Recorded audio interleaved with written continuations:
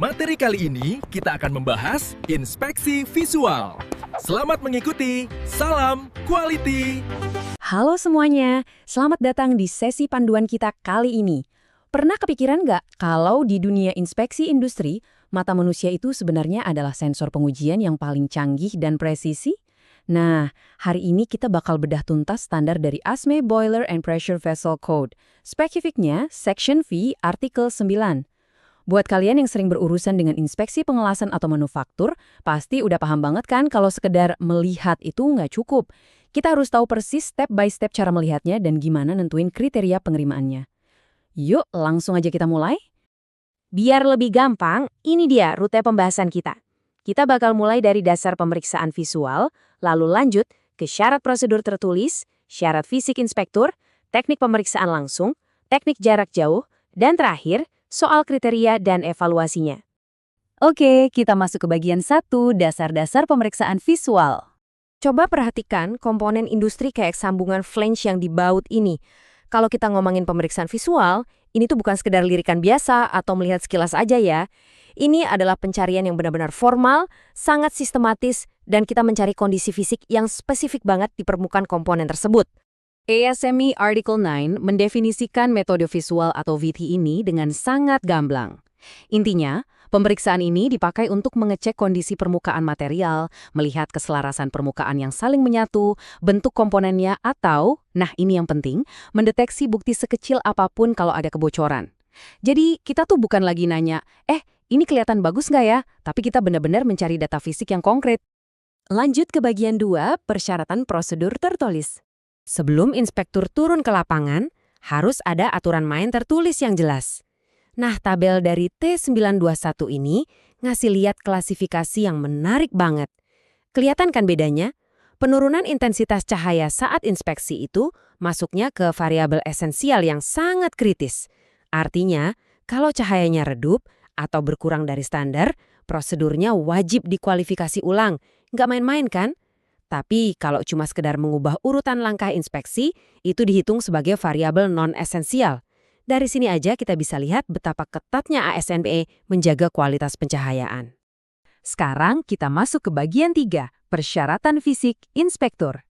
Setelah prosedurnya siap, sensor utamanya nih yang harus dikalibrasi. Siapa sensornya? Ya, mata inspektor itu sendiri.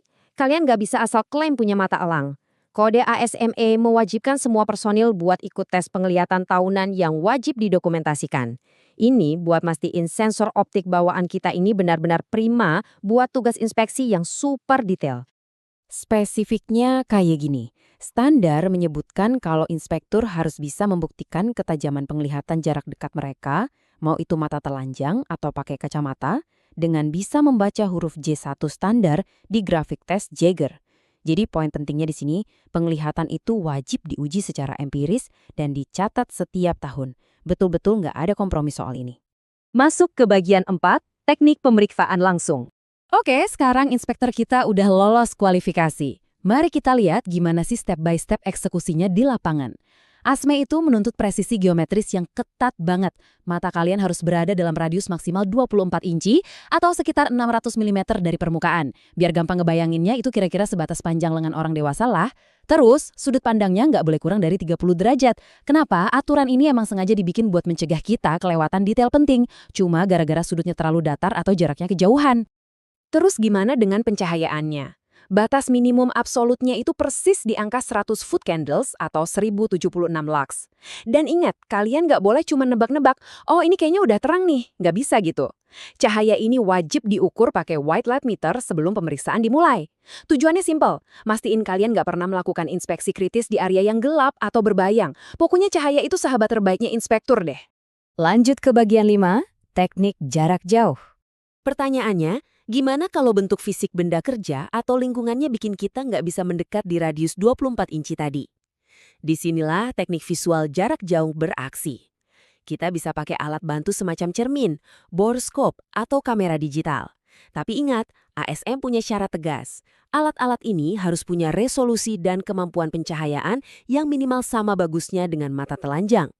Jadi teknologinya boleh secanggih apapun, tapi kualitas visualisasinya nggak boleh turun sedikit pun. Terakhir, bagian 6, kriteria dan evaluasi. Di sini kita bahas acceptance kriterianya. Waktu kita lagi ngevaluasi suatu permukaan, hal pertama yang harus dilakuin adalah menyingkirkan indikasi palsu atau yang nggak relevan. Maksudnya gimana? Kadang ada kondisi fisik kayak goresan tipis bekas mesin atau noda di permukaan yang sekilas bikin jantungan, padahal itu bukan cacat yang bikin komponennya ditolak. Nah, keahlian utama seorang inspektur itu justru di sini. Pinter-pinter bedain mana temuan yang benar-benar relevan dan mana yang sekedar numpang lewat. Nah, ini nih miskonsepsi yang sering banget kejadian. Tolong diingat baik-baik ya. Artikel 9 itu cuma ngatur bagaimana cara kita melihat, mulai dari teknik, jarak, sampai cahayanya. Tapi, artikel 9 tidak ngasih kriteria penerimaan atau acceptance kriteria finalnya. Metrik buat nentuin lulus atau gagalnya suatu komponen, misalnya batas ukuran retak yang dibolehin, itu harus merujuk ke code section spesifik dari komponen yang lagi kalian kerjain. Bisa section 8 buat pressure vessel atau section I buat boiler. Ibaratnya, artikel 9 itu alat ukurnya, nah code section itu hakim yang ngetok palunya. Sebagai penutup, coba deh kita pikirin ini. Mengingat teknologi sekarang lari kenceng banget, kamera dan AI udah eksponensial makin pinter, kira-kira akankah sensor digital dan algoritma suatu hari nanti bakal ngegeser posisi mata manusia sebagai standar absolut buat inspeksi visual? Dan gimana prosedur ASME bakal beradaptasi dengan itu? Menarik banget kan buat dipikirin? Terima kasih udah ngikutin sesi panduan ini, dan sampai jumpa di pembahasan seru lainnya. Jangan lupa untuk subscribe, like, dan share channel ini. Nyalakan juga lonceng notifikasi agar tidak ketinggalan update video inspeksi selanjutnya.